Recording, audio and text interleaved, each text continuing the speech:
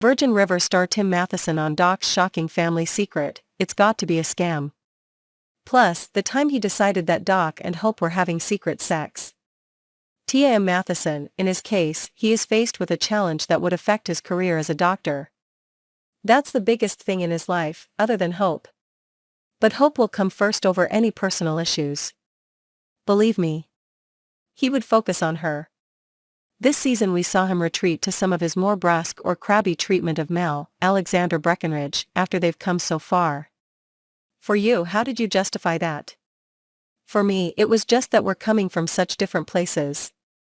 In his mind, she's a know-it-all and she doesn't listen. I just justify it out of self-interest and self-protection. Part of it was underneath it all, it's his defensiveness that he's got weaknesses and his human fallibility, and so he's pushing back against those things. It's more about that than it is about her, and he's just taking it out on her. Doc's losing his eyesight, but he does seem to have a good care plan. What are your thoughts on his prognosis? I don't think it's a debilitating illness. It's one of those things you live with. And it wouldn't affect his functioning as a doctor. Especially as you get older and you get into the third act of your life, you take those things with a stride that is not what you would do when you're younger. You're superhuman when you're younger, and when anything happens, my God. I think that's the story of Mel. She was young and healthy and had everything, and then lost it all. But what I love about that is, that kind of trauma gives you grit, strength, and character. It gives you a perspective that other people don't have, knowing that it's so easily lost. There's a silver lining to the cloud, which is we do come out stronger, ultimately. We saw him launch a hunt for a potential replacement for the clinic, only to get cold feet.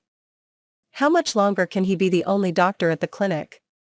It's a transition phase. It's time to bring somebody else in.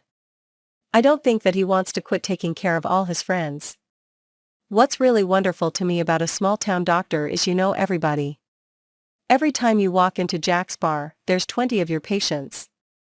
It requires a different kind of medical mind than somebody in a big city who spends 20 minutes with their patients and doesn't get personally involved. There's more invested in your patients because you know who they're married to, what's going on in their life, what their losses are and their suffering, and what's happening. Anecdotally, I've heard from small-town doctors where you get chickens for payment.